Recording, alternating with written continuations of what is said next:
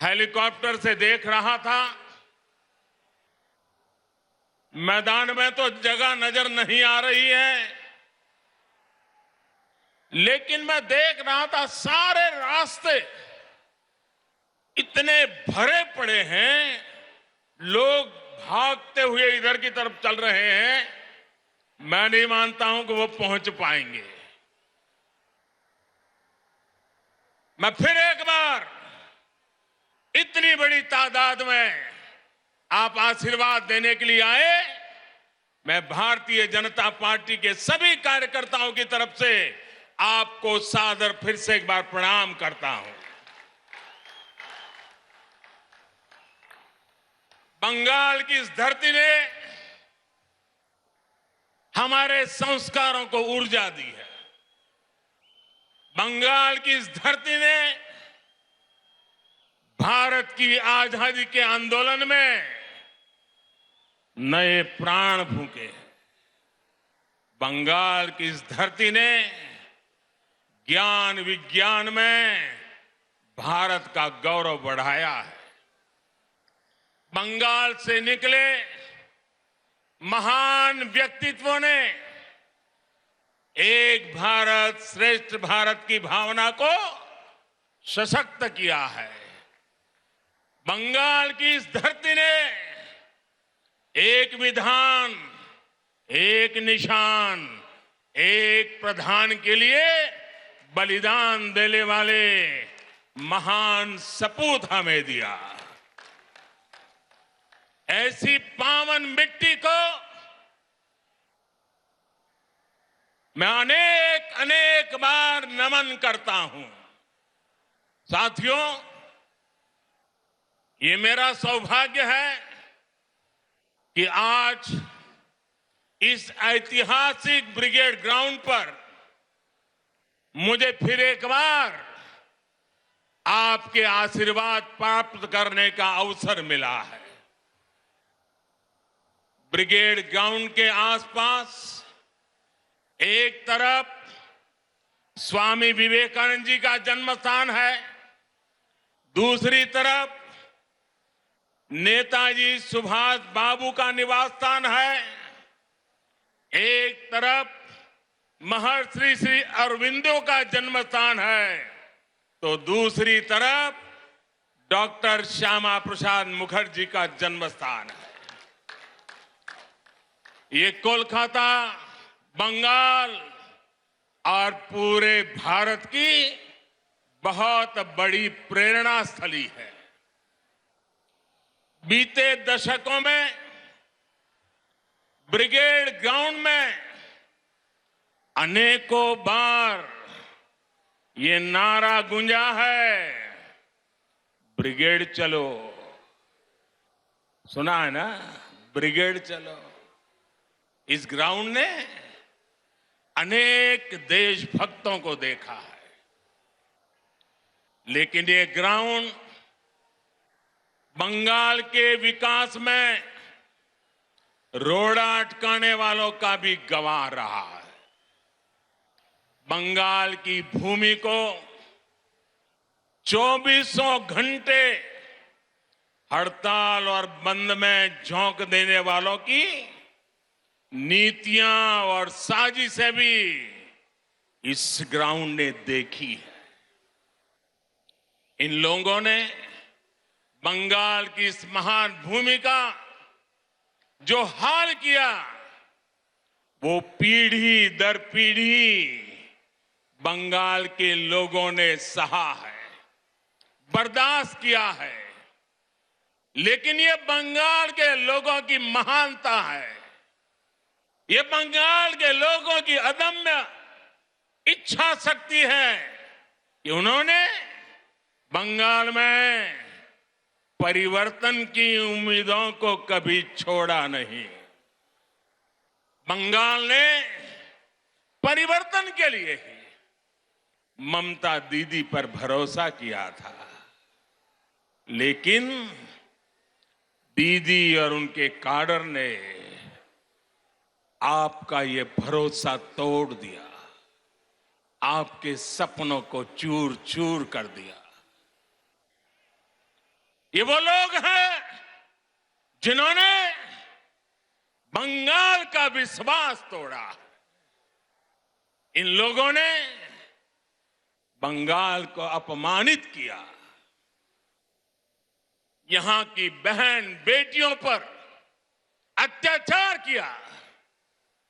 लेकिन ये लोग बंगाल की उम्मीद, यहां के लोगों का हौसला कभी भी तोड़ नहीं पाए।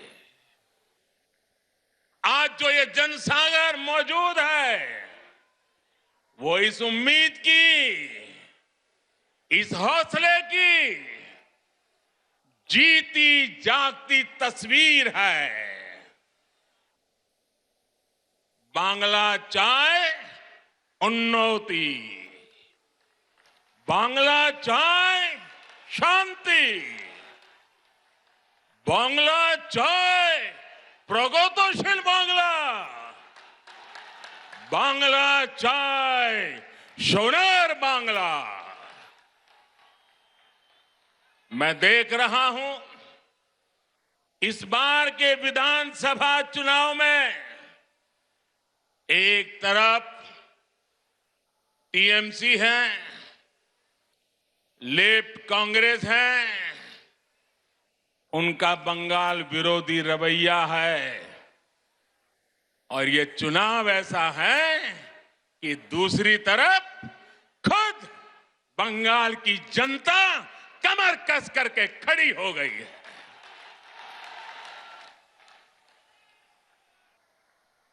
आज भाजपा को आशीर्वाद देने के लिए लाखों लोगों का यहां आना,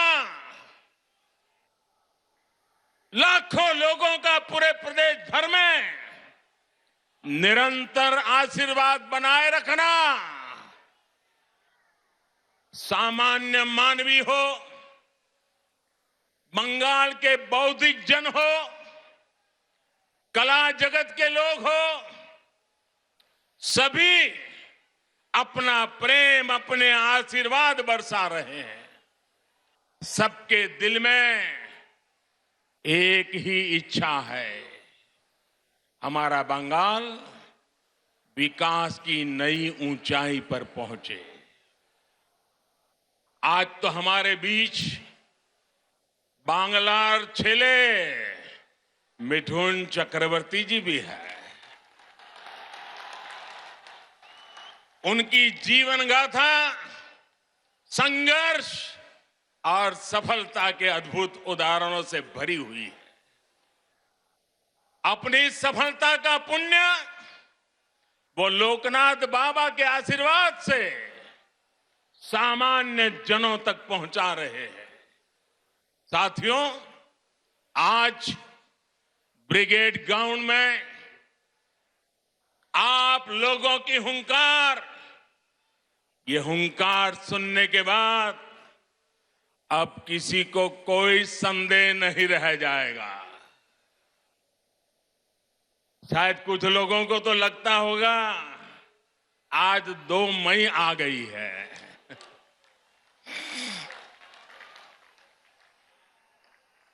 भाइयों बहनों, पूरी ताकत से मेरे साथ बोलिए, दोनों मुट्ठी बंद करके बोलिए, हाथ ऊपर करके बोलिए, पूरी ताकत से बोलिए, भारत माता की, भारत माता की।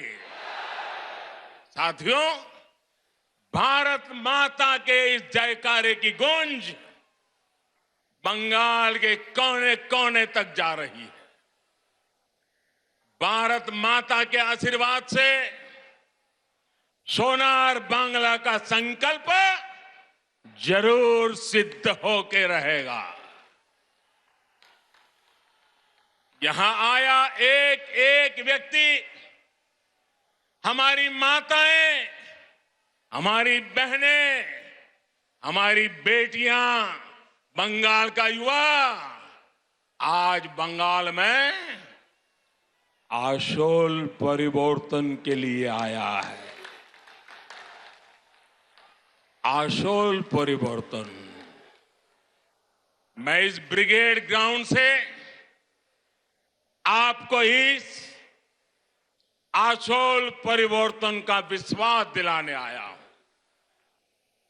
विश्वास बंगाल के विकास का, विश्वास बंगाल में स्थितियों को बदलने का, विश्वास बंगाल में निवेश बढ़ाने का, उद्योग बढ़ाने का, विश्वास बंगाल के पुनर्निर्माण का, विश्वास बंगाल की संस्कृति और यहां की परंपराओं की रक्षा का।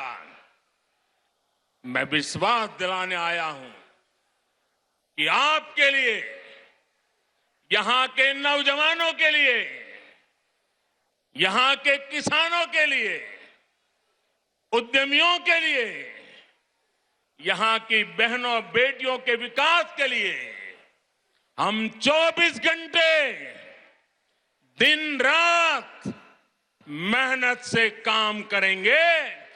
हम मेहनत करने में कोई कमी नहीं रखेंगे। हम पल पल आपके लिए जिएंगे। हम पल पल आपके सपनों के लिए जिएंगे। ये विश्वास दिलाने में आया हूं।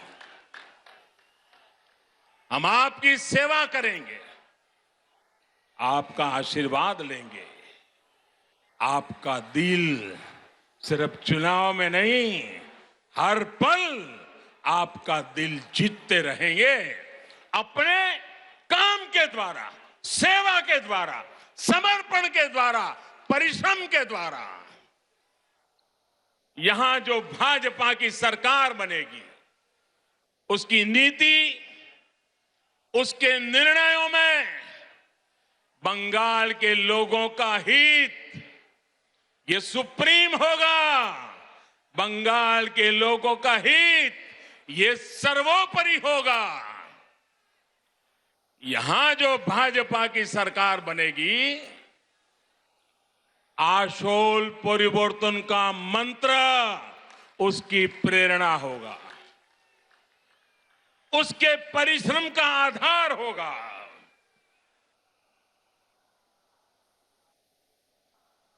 आशोल परिवर्तन का मतलब, आशोल परिवर्तन का मतलब ऐसा बंगाल जहां युवाओं को शिक्षा और रोजगार के पर्याप्त अवसर मिले। आशोल परिवर्तन मतलब ऐसा बंगाल जहां लोगों को पलायन करने पर मजबूर न होना पड़े। आशोल परिवर्तन मतलब ऐसा बंगाल जहां व्यापार और कारोबार फले फूले, जहां ज्यादा से ज्यादा निवेश आए। आशोल परिवर्तन मतलब ऐसा बंगाल जहां 21वीं सदी का आधुनिक इंफ्रास्ट्रक्चर हो। आशोल परिवर्तन मतलब ऐसा बंगाल जहां गरीब से गरीब को भी आगे बढ़ने का पूरा अवसर मिले। आशोल परिवर्तन मतलब ऐसा बंगाल जहां हर क्षेत्र, हर वर्ग की विकास में बराबर की भागीदारी होगी। उत्तर बंगाल हो या दक्षिण बंगाल हो, पश्चिमांचल हो या जंगल महल, आदिवासी हो या दलित, पिछड़े हो, वंचित हो, शोषित हो या हमारे शरणार्थी भाई बहन, सभी पर एक बराबर ध्यान दिया जाएगा। जहां सबका साथ, सबका विकास, सबका विश्वास शासन का मंत्र होगा। जहां उन्नयन सबका होगा, तुष्टीकरण किसी का नहीं। जहां घुसपैठ को रोका जाएगा, घुसपैठियों को रोका जाएगा।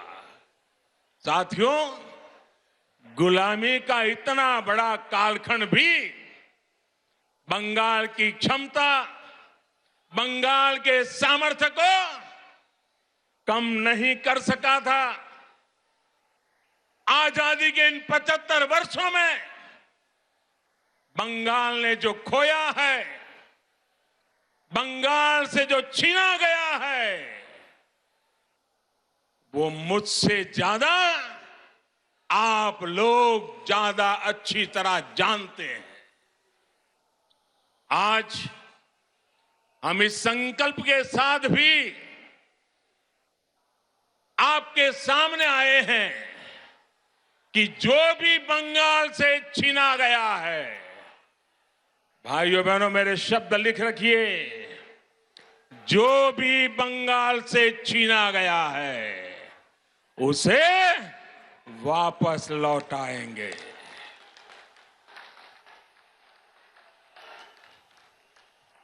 आज जब भारत अपनी आजादी के 75 वर्ष में प्रवेश कर रहा है, तो बंगाल एक नई ऊर्जा,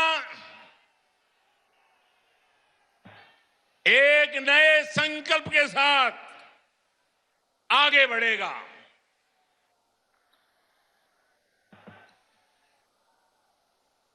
देश की तरह ही बंगाल के विकास के लिए भी अगले 25 साल बहुत अहम है। इन 25 वर्षों की शुरुआत का पहला पड़ाव ये विधानसभा चुनाव है। अगले 5 वर्षों में बंगाल का विकास अगले 25 वर्षों के विकास का आधार बनाएगा। इसलिए इस बार आप सिर्फ बंगाल में सरकार बनाने के लिए वोट नहीं देंगे, लेकिन बंगाल को बनाने के लिए, बंगाल को विकास की नई ऊंचाई पर पहुंचाने के लिए वोट डालेंगे।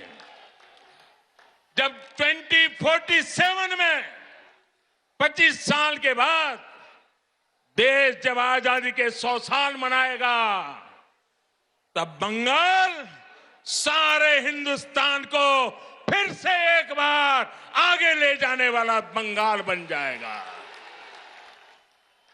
बंगाल में पोर्ट से लेकर के एक्सपोर्ट तक, टी से लेकर टूरिज्म तक, माछ की बात हो या भात की बात, पश्चिम बंगाल की माटी और समंदर में सब कुछ है जो जीवन को बेहतर बनाने के लिए जरूरी है।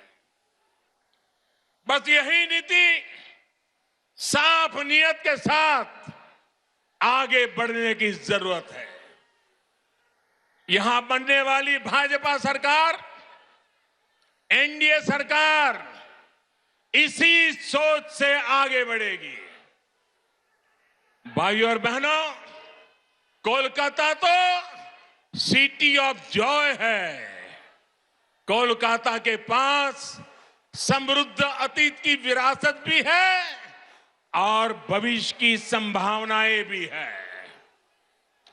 ऐसा कोई कारण नहीं है कि कोलकाता के कल्चर को सुरक्षित रखते हुए इसे सिटी ऑफ फ्यूचर न बनाया जा सके।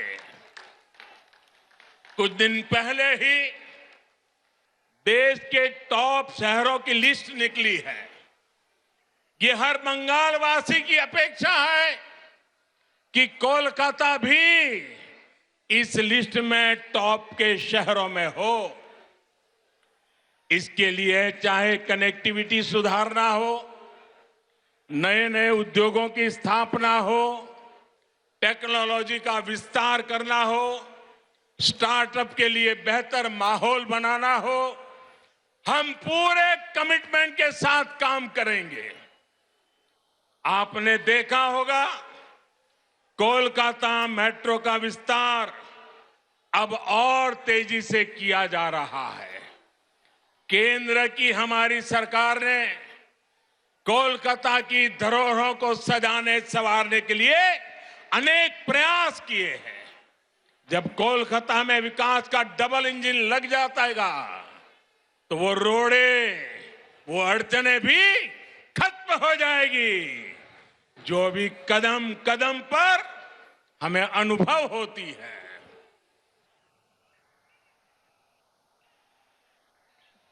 आप अंदाजा लगा सकते हैं कि इनकी कमीशनबाजी की वजह से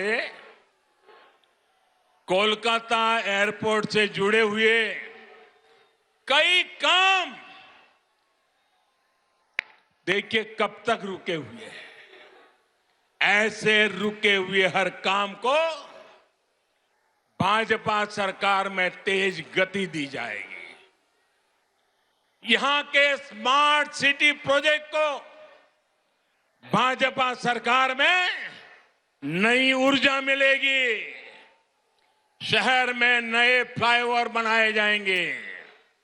अधूरे फ्लाईओवर्स को समय सीमा में पूरा किया जाएगा। भाजपा सरकार बनने के बाद कोलकाता में झुग्गियों में रहने वाले को भी पक्के घर मिलेंगे। प्रधानमंत्री आवास योजना का लाभ मिलेगा। रेहड़ी और ठेला लगाने वाले हमारे भाई बहनों को भी भाजपा सरकार में स्वनिधि योजना का लाभ तेज गति से दिलाया जाएगा। साथियों, कोलकाता के साथ ही बंगाल के दूसरे शहरों में भी आत्मनिर्भर भारत को ऊर्जा देने की भरपूर क्षमता है। भाजपा सरकार में इन शहरों के इंफ्रास्ट्रक्चर को आधुनिक बनाया जाएगा ताकि वहां पढ़ाई, कमाई और बुजुर्गों के लिए दवाई के नए साधन विकसित किए जा सके। पश्चिम बंगाल में फूड प्रोसेसिंग और पोर्ट लेड डेवलपमेंट की भरपूर संभावनाएं है। आत्मनिर्भर भारत अभियान के तहत इन उद्योगों में निवेश को यहां प्रोत्साहित किया जाएगा। इससे किसानों से लेकर मछुआरों तक हर किसी को लाभ मिलेगा। बहनों और भाइयों, पश्चिम बंगाल में आशोल परिवर्तन के लिए गांव और शहरों के स्थानीय शासन यानी ग्राम पंचायत, नगर निगम और नगर पालिकाओं के शासन में पूरी पारदर्शिता भी उतनी ही जरूरी है। इस लोकतांत्रिक व्यवस्था को जिस तरह से तहस नहस किया गया है वो आप भली भांति जानते हैं। इस व्यवस्था को बंगाल में भाजपा फिर से मजबूत करेगी। सरकारी सिस्टम पर, पुलिस पर, प्रशासन पर जनता का विश्वास जागे। हम वो परिवर्तन लेके रहेंगे, ये हम लाएंगे। भाजपा सरकार में एग्जाम से लेकर के ट्रेनिंग और रिक्रूटमेंट तक एक पारदर्शी व्यवस्था फिर से खड़ी होगी। स्किल डेवलपमेंट के लिए केंद्र सरकार की योजनाओं को यहां ईमानदारी से लागू किया जाएगा। पश्चिम बंगाल में नई राष्ट्रीय शिक्षा नीति के विस्तार को भी बल दिया जाएगा। इंजीनियरिंग, डॉक्टर, टेक्नोलॉजी ऐसे विषयों की पढ़ाई बांग्ला भाषा में भी हो, इस पर भी जोर दिया जाएगा। अंग्रेजी नहीं जानता, इसलिए गरीब का बच्चा, गरीब की बेटी अब डॉक्टर बनने के सपने से दूर नहीं रहेगी। गरीब का बच्चा, गरीब की बेटी भी वो डॉक्टर बन पाए, वो इंजीनियर बन पाए। झुग्गी झोपड़ी में पढ़ाई करके निकला हुआ बच्चा भी बंगाल का नाम रोशन करे, ये व्यवस्था हम बनाना चाहते हैं। साथियों, हमारा लक्ष्य सिर्फ पश्चिम बंगाल में सत्ता का परिवर्तन करना नहीं है, यही एकमात्र उद्देश्य नहीं है। हम बंगाल की राजनीति को विकास केंद्रित राजनीति की तरफ ले जाना चाहते हैं। 5 साल बर्बाद हो चुके हैं, अब बंगाल को बर्बाद होने का अवसर किसी को नहीं देना चाहिए। और इसलिए हम आशोल परिवर्तन की बात कर रहे हैं। और आशोल परिवर्तन के इस महायज्ञ में बंगाल के लोगों को भी ये भी याद रखना है कि उनके साथ किस तरह का छल बार बार लगातार कैसा छल किया गया है, इसे भूलना नहीं।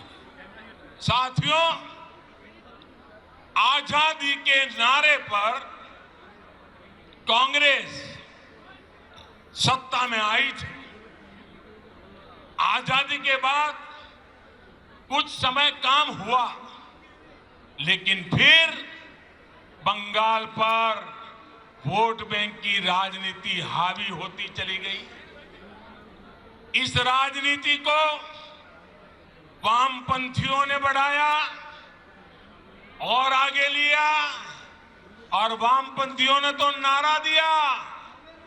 आपको याद होगा, बंगाल के लोगों को याद होगा, वामपंथी क्या कहते थे? कांग्रेसेर कालो हाथ, कांग्रेसेर कालो हाथ भंगे दाओ गुड़िए दाओ।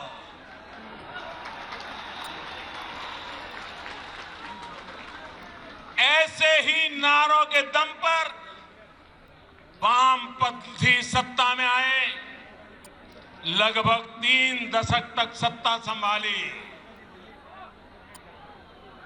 मैं जरा पूछना चाहता हूं, आज उस काले हाथ का क्या हुआ रे? ये काला हाथ कैसे गोरा हो गया रे? जिस हाथ को वामपंथी तब काला समझते थे, वो आज सफेद कैसे हो गया? जिस हाथ को तोड़ने की बात करते थे, आज उसी का आशीर्वाद लेकर वो चल रहे हैं। साथियों, वामपंथियों के विरुद्ध ममता दीदी ने परिवर्तन का नारा दिया था। पश्चिम बंगाल से मां, माटी, मानुष के लिए काम करने का वादा किया था।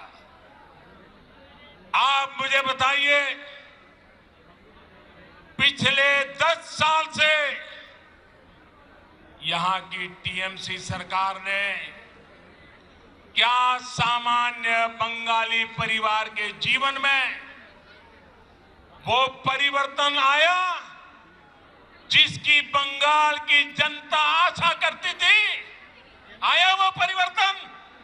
वो वादा पूरा किया? जो आपको कहा गया था वो किया गया? क्या किसान के, श्रमिक के, कर्मचारी के जीवन में वो परिवर्तन आया जो वो चाहते थे? आया क्या? क्या गरीब के जीवन में कोई परिवर्तन आया है क्या? गरीब और गरीब हो, ऐसा काम उन्होंने किया है कि नहीं किया है? क्या पश्चिम बंगाल के स्कूलों और अस्पतालों की स्थिति में कोई परिवर्तन आया है? क्या बंगाल के युवाओं के रोजगार की स्थिति में कोई परिवर्तन आया है? क्या बंगाल के औद्योगिकरण में वो परिवर्तन आया जितना उसका सामर्थ्य है। क्या दशकों से चली आ रही खून खराबे की राजनीति में परिवर्तन आया क्या? साथियों,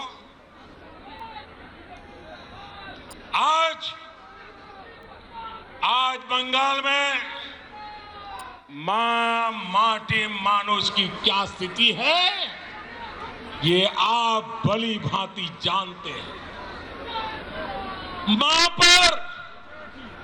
मां पर गली गली में हमले होते हैं, घर में घुसकर मां पे हमले होते हैं। अभी हाल में जो 80 साल की बूढ़ी मां के साथ हुआ है, जो निर्ममता दिखाई गई है, उसने इन लोगों का क्रूर चेहरा पूरे भारत को दिखा दिया है। बीते 10 साल में बंगाल की शायद ही कोई मां है, शायद ही कोई बेटी है जो किसी न किसी अत्याचार के कारण रोई नहीं है, कोई सवाल न उठा सके। इसलिए ये आंकड़े भी छिपा करके बैठ गए हैं। साथियों, माटी की तो बात करने वालों ने बंगाल का कण कण, बंगाल का तिनका बिचौलियों, कालाबाजारी करने वालों और सिंडिकेट के हवाले कर दिया। आज बंगाल का मानुष परेशान है। वो अपनी आंखों के सामने अपनों का खून बहता देखता है। वो अपनों को अपनी आंखों के सामने लूटते हुए देखता है। वो अपनों को इलाज के अभाव में दम तोड़ते देखता है। वो अवसरों के अभाव में अपनों को पलायन करते देख रहा है। और पूरा बंगाल अब एक स्वर में कह रहा है, एक स्वर में कह रहा है, आर नॉय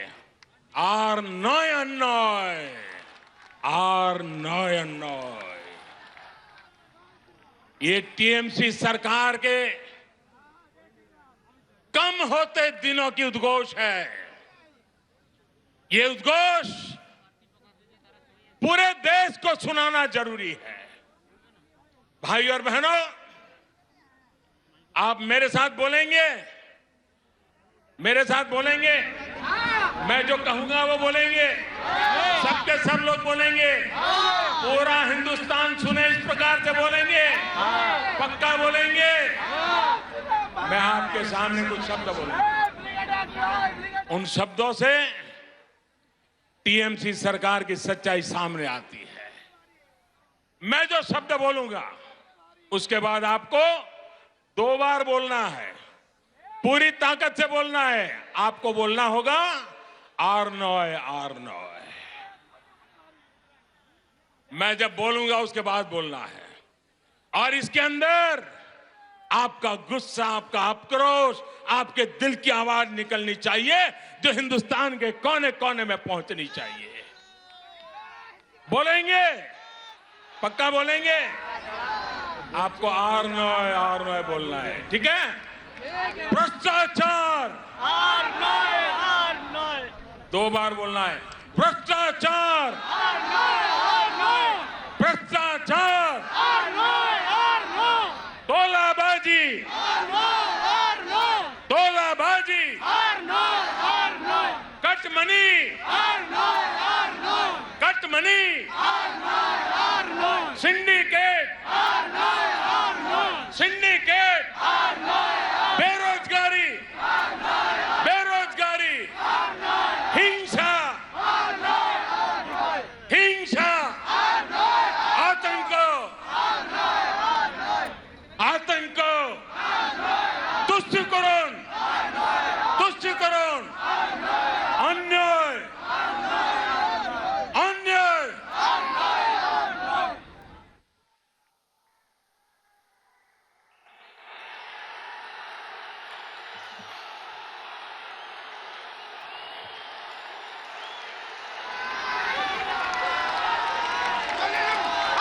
दीदी, सुन लिया दीदी?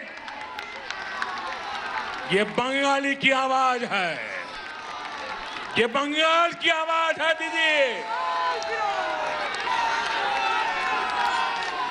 आज पश्चिम बंगाल के नौजवान, यहां के बेटे बेटियां आपसे एक ही सवाल पूछ रहे हैं। दीदी, बंगाल की जनता 10 साल के अनुभव के बाद आपको एक ही सवाल पूछ रही है। उन्होंने आपको दीदी की भूमिका में चुना था। बंगाल ने आपको दीदी की भूमिका में चुना था, लेकिन आपने खुद को एक ही भतीजे की बुआ तक सीमित क्यों कर दिया? आपने एक ही भतीजे की बुआ होने के मोह को क्यों चुना? बंगाल के लाखों भतीजे भतीजियों की आशाओं के बजाय आप अपने भतीजे का लालच पूरा करने में क्यों लग गई? आप भी भाई भतीजावाद के उन कांग्रेसी संस्कारों को छोड़ नहीं पाई जिनके खिलाफ आपने बगावत की थी। बहनों और भाइयों, मां माटी मानुष से विश्वासघात करने के बाद, इतना अन्याय करने के बाद अब इन लोगों ने एक नया नारा गढ़ा है। अरे दीदी, आप बंगाल की ही नहीं, आप तो पूरे भारत की बेटी है। कुछ दिन पहले जब आपने स्कूटी संभाली,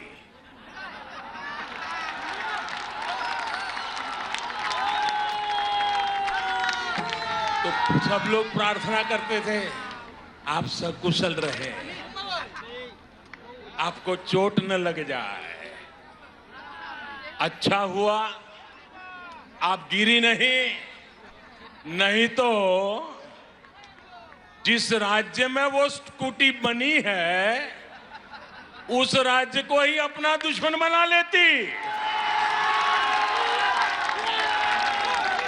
अगर स्कूटी साउथ में बनी होती तो साउथ को दुश्मन बना लेती, अगर स्कूटी नॉर्थ में बनी होती तो नॉर्थ को दुश्मन बना लेती। अच्छा हुआ आप ठीक है, तब आप गिरी नहीं। जब आपकी स्कूटी भवानीपुर जाने के बाद बदल नंदीग्राम की तरफ मुड़ गई,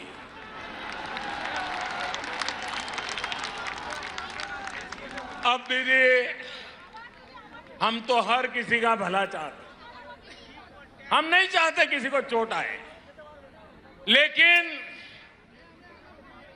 जब स्कूटी ने नंदीग्राम में गिरना तय किया है तो हम क्या करें?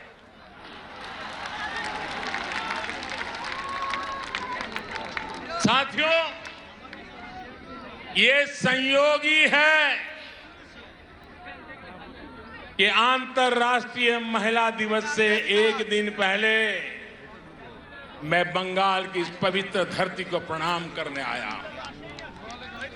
ये वो धरती जिसने मां शारदा देवी, मातंगिनी हाजरा, रानी रासमोनी, प्रीति लता वादेदार, सरदा देवी चौधरानी, कामिनी राय जैसी अनेक होनहार बेटियां भारत को दी।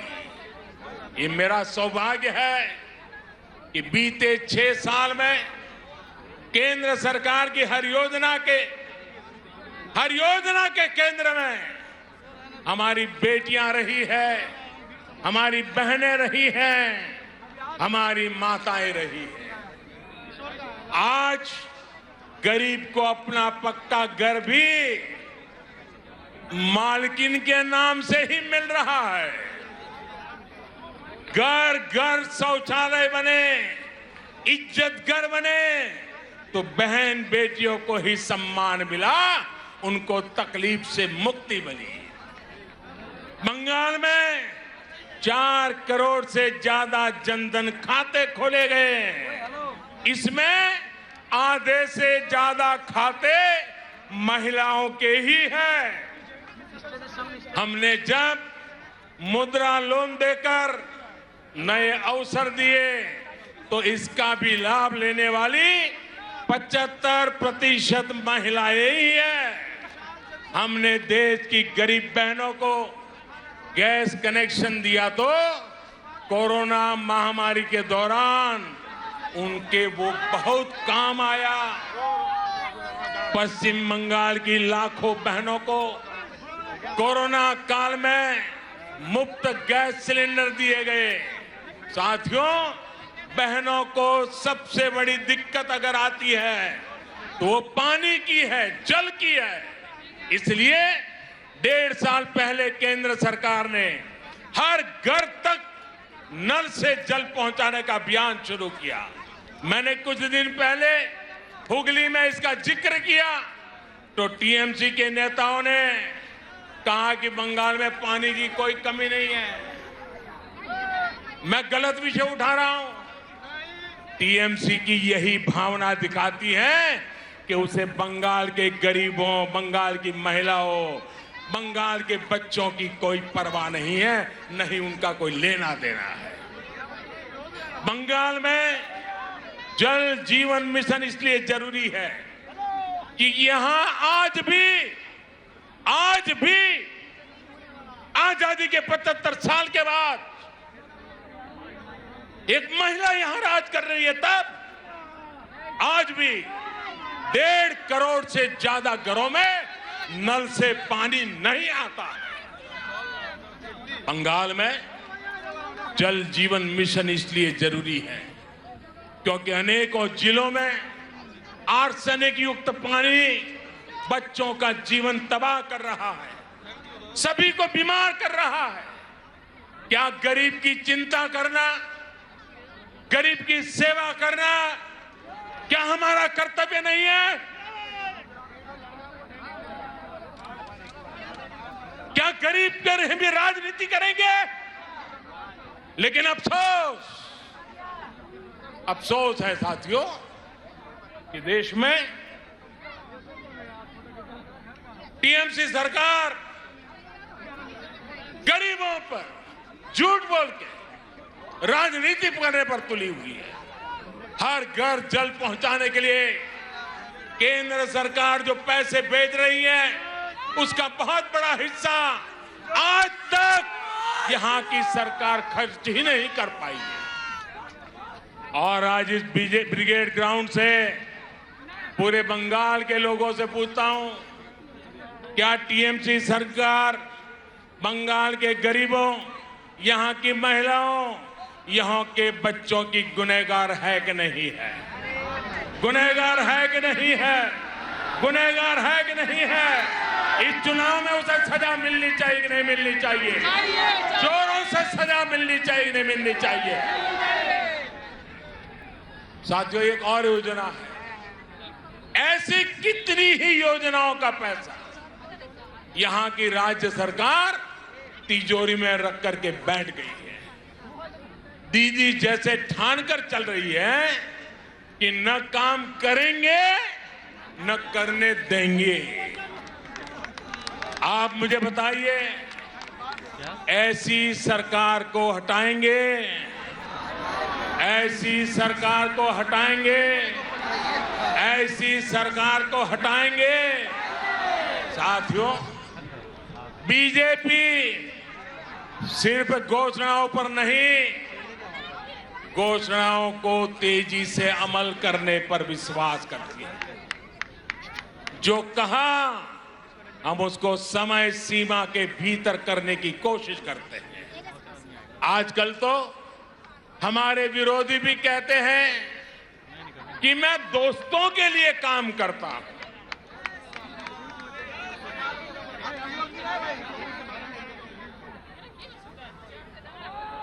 हमें कहा जाता है कि मोदी अपने दोस्तों के लिए काम करता है। हम सब जानते हैं, बचपन में हम जहां पले बड़े होते हैं, जिनके बीच में खेले होते हैं, जिनके साथ पढ़े होते हैं, वो हमारे पक्के दोस्त होते हैं, जीवन भर के पक्के दोस्त होते हैं।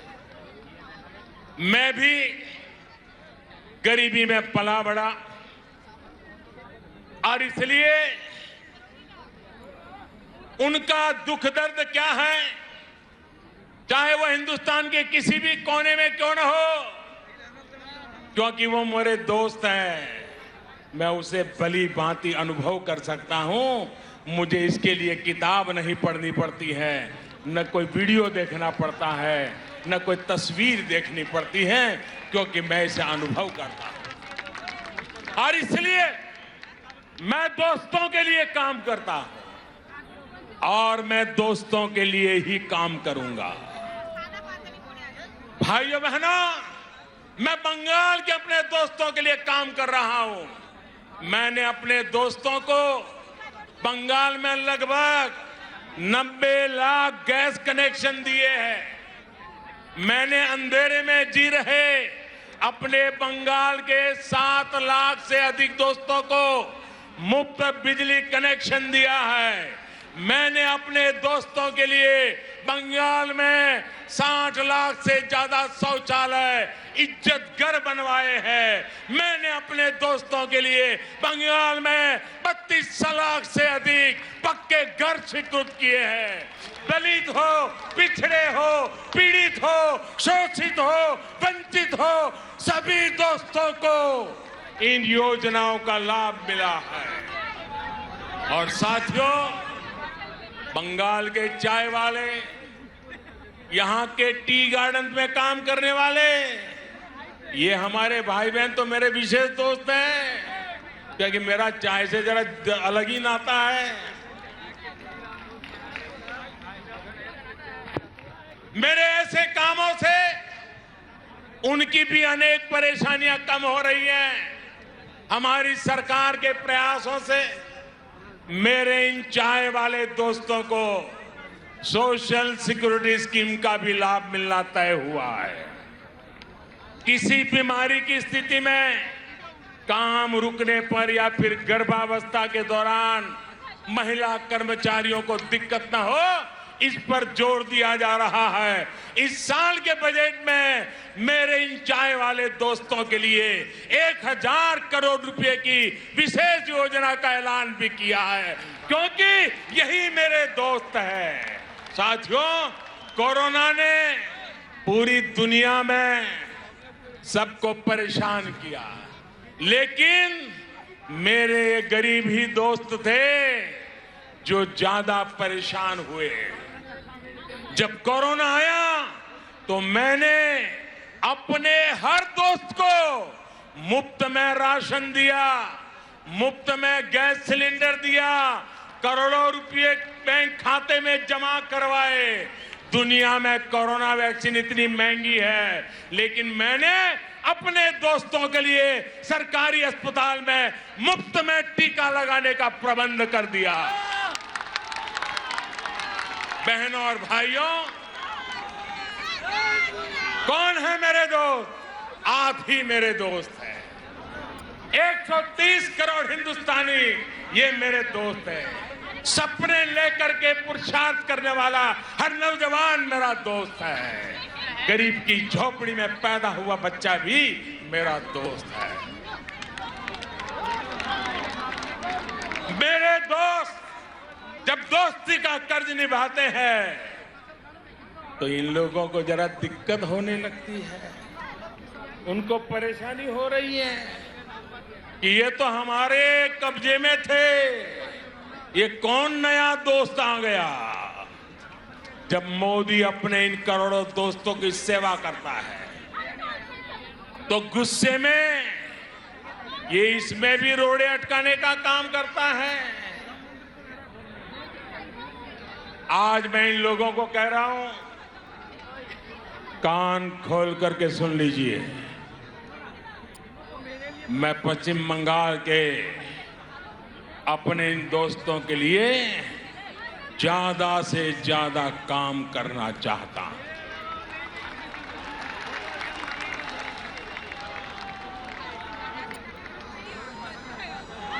बंगाल सरकार रोक रही है, लेकिन मैं बंगाल के लाखों किसान दोस्तों के बैंक खाते में हजारों करोड़ रुपए सीधे जमा करना चाहता हूं।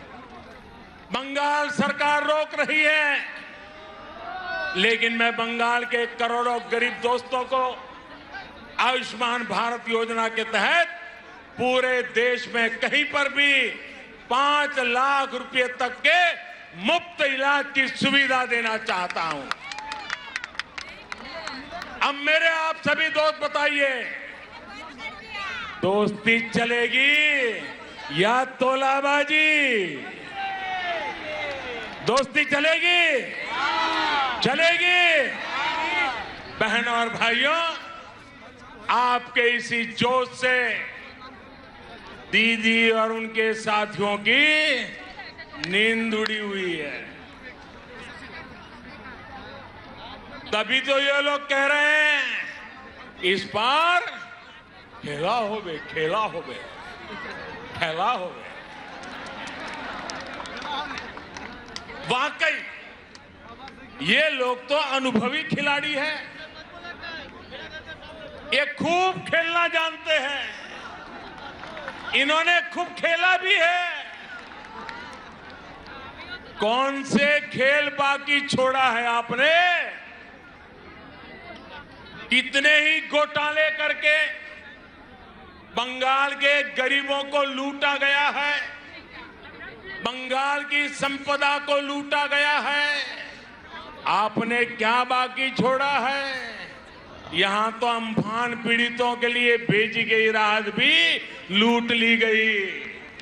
टोलाबाजी, सिंडिकेट, कमीशन कट, आपने इन घोटाले किए हैं, इतने घोटाले किए हैं कि अपने आप में करप्शन ओलंपिक का खेल आयोजित हो जाए।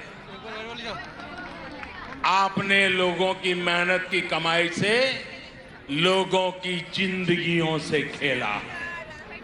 आपने चाय बागानों को ताला लगा दिया, राज्य को कर्ज में डुबो दिया। आपने युवाओं से उनके हक की नौकरी, उनका वेतन तक छीन लिया। यहां भर्ती परीक्षाओं में किस तरह का खेल होता है? छोटी छोटी लिस्ट रिलीज होती है, लिस्ट रिलीज करने से पहले किसी के घर में फाइल जाती है, किसी के घर में मंजूरी ली जाती है। कौन से खास लोगों का चयन होता है, ये क्या आपसे छिपा हुआ है क्या? सारा बंगाल जानता है। अब ये नहीं चलेगा, अब ये खेल नहीं चलेगा। आप मुझे बताइए साथियों, ये खेल बंद होना चाहिए कि नहीं होना चाहिए? ये खेल बंद होना चाहिए कि नहीं होना चाहिए? ये खेल खत्म होना चाहिए कि नहीं होना चाहिए? ये खेल खत्म होना चाहिए कि नहीं होना चाहिए? दीदी, ये आवाज सुनिए, ये शंखनाद सुनिए। अब हर तरफ से एक ही आवाज है, टीएमसी का खेला शेष, टीएमसी का खेला शेष, खेला खत्म, विकास शुरू। मेरा आपसे आग्रह है,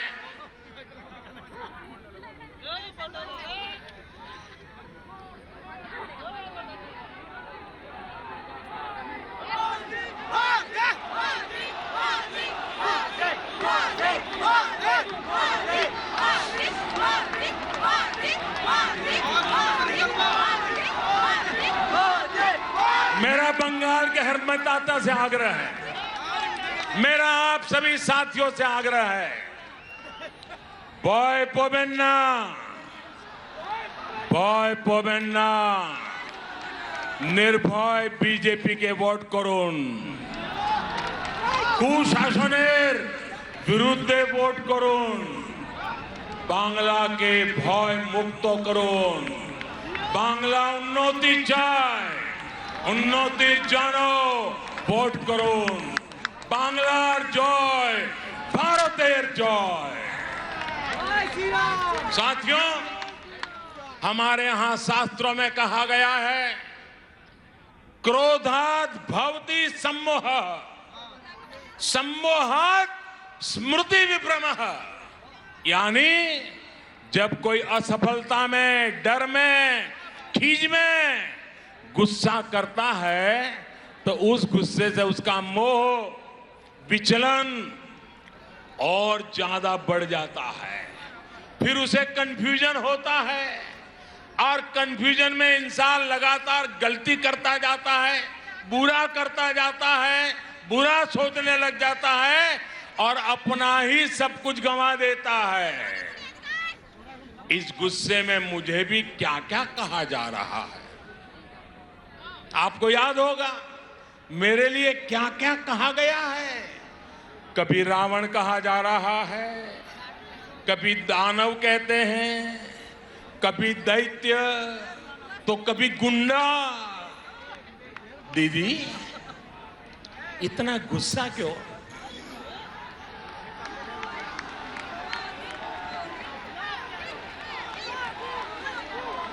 दीदी इतना गुस्सा क्यों? राग क्यों दीदी? कोथाए कोथाए घाल दो, ये तो राग क्यों दीदी? अगर आज बंगाल में कमल खिल रहा है तो इसका कारण वही कीचड़ है जो आपकी पार्टी ने, आपकी सरकार ने यहां फैलाया है। आपने बंगाल को विकास के बजाय बंटवारे की तरफ धकेला, इसलिए यहां कमल खिल रहा है। आपने बंगाल में क्षेत्र और संप्रदाय के नाम पर भेदभाव किया, इसलिए बंगाल में कमल खिला।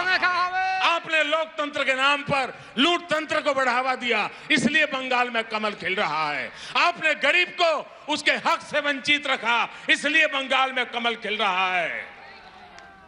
साथियों, दीदी को मैं बरसों से जानता हूं। ये वो दीदी नहीं है जिन्होंने वामपंथ के अत्याचार के विरुद्ध आवाज उठाई थी। दीदी पर अब उनका अपना भी बस नहीं है, दीदी का रिमोट कंट्रोल अब कहीं और है, इसलिए वो ऐसी बातें कर रही है जो बंगाल की मूल सोच के विरुद्ध है, जो बंगाल की परंपरा के विरुद्ध है। बंकिम बाबू, गुरुदेव टैगोर, स्वामी विवेकानंद, नेताजी जैसे महान सपूत जिन्होंने पूरे भारत को दिशा दिखाई, उन्हें टीएमसी की बाहरी सोच से कितना दुख होता होगा। भाजपा के लोगों को बाहरी बोलने वालों से पूछिए और जरा हिम्मत के साथ पूछिए, जरा पूछो तो जिस कांग्रेस पार्टी का नाम ले रहे हो, उस कांग्रेस पार्टी को जन्म किसने दिया था, स्थापना किसने की थी? क्या कांग्रेस पार्टी की स्थापना करने वाला बाहरी था का भीतरी था? जिस लेफ्ट ने, जिस वाम मार्गियों ने इतने वर्षे तक बंगाल पर राज किया, जिनकी विचारधारा मार्क्स, लेनिन, माओ पर आधारित है, वो बाहरी है या भीतरी? टीएमसी जो बंगाल की सत्ता में है, ये भी तो उनका मूल गोत्र भी कांग्रेस है, वो कांग्रेस से ही स्वार्थ के कारण निकले हुए लोग हैं। जबकि भारतीय जनता पार्टी की स्थापना के मूल में ही बंगाली चिंतन है। भाजपा वो पार्टी है जिसकी स्थापना की प्रेरणा बंगाल के महान सपूत डॉक्टर श्यामा प्रसाद मुखर्जी की है। भाजपा वो पार्टी है जिसके विचारों में बंगाल की महक है। भाजपा वो पार्टी है जिसके संस्कारों में बंगालों की सुवास है, बंगाल की परंपरा की सुवास है। भाजपा वो पार्टी है जिसके डीएनए में बंगाल का सूत्र है। भाजपा वो पार्टी है जिस पर बंगाल का अधिकार है। भाजपा वो पार्टी है जिस पर बंगाल का कर्ज है। भाजपा ये कर्ज कभी चुका नहीं सकती, लेकिन बंगाल की माटी का तिलक लगाकर उसे विकास की नई ऊंचाई पर पहुंचाना चाहती है। साथियों, देश के सबसे बड़े राज्य से लेकर देश के सबसे छोटे राज्य तक मैं भारतीय जनता पार्टी के माध्यम से आज जनता की हम लोग सेवा कर रहे हैं। कमल के फूल में बंगाल की मिट्टी की खुशबू है, इसलिए ही कहा जा रहा है लोकसभा में टीएमसी हाफ, लोकसभा में टीएमसी हाफ और इस बार पूरी साथ। इस बार पश्चिम बंगाल के भाजपा कार्यकर्ताओं से भी कहूंगा और मैं आदरपूर्वक स्मरण करते हुए कहना चाहता हूं, आपके तप, आपके त्याग और आपका बलिदान हिंदुस्तान के कोटि कोटि भाजपा कार्यकर्ताओं के परिवारजन उनको प्रेरणा देता है। आपने बंगाल की जो लड़ाई लड़ी है, जो त्याग किया है, जो पुरुषार्थ किया है, मैं आज आपके उस तप को, आपके उस त्याग को, उसके तपस्या को आज मैं फिर बार आदरपूर्वक नमन करता हूं। साथियों, पश्चिम बंगाल के साथ जो हुआ वो कोई भूल नहीं सकता। भाजपा के हर कार्यकर्ता के परिवार को, पश्चिम बंगाल में अन्याय का शिकार हर व्यक्ति को न्याय दिलाने के लिए हम प्रतिबद्ध हैं।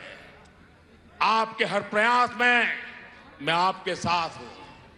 आप पूरे जोश और जुनून के साथ एक एक मतदाता तक पहुंचिए। बंगाल में डर और भय के पुराने दिन अब 2 मई से आगे नहीं चलने वाले हैं। मैं बंगाल के सरकारी कर्मचारियों से भी आग्रह करूंगा, बिना किसी राजनीतिक दल के दबाव में आए काम करिए। देश का संविधान, देश का लोकतंत्र सर्वोपरि है, उसके ऊपर कोई नहीं है। मैं पश्चिम बंगाल के हर वोटर से कहूंगा, लोकसभा चुनाव में आपका मंत्र था चुपचाप कमल छाप, चुपचाप कमल छाप। ये इसका कमाल कर दिया था। आपके एक वोट की ताकत आपने कश्मीर से लेकर अयोध्या तक दिखी है। इस बार आपको जोर से छाप, टीएमसी साफ के इरादे से आगे बढ़ना है। ये ब्रिगेड मैदान आज फिर से बंगाल में लोकतंत्र स्थापित करने जा रहा है और आप सभी उस क्षण के साक्षी बनेंगे। अब मैं आपसे फिर से एक बार कुछ बातें बुलवाना चाहता हूं। बोलेंगे? ये सारे शब्द बंगाल की इच्छा है, एक एक शब्द बंगाल का संकल्प है। ये आपका भी संकल्प है, ये मेरा भी संकल्प है। मैं जो शब्द बोलूंगा उसके बाद आपको एक सुर में बोलना है। ए बार, क्या बोलना है? ए बार बोलेंगे? ए बार बोलेंगे? पक्का बोलेंगे? আসল পরিবর্তন, আসল পরিবর্তন, আসল পরিবর্তন।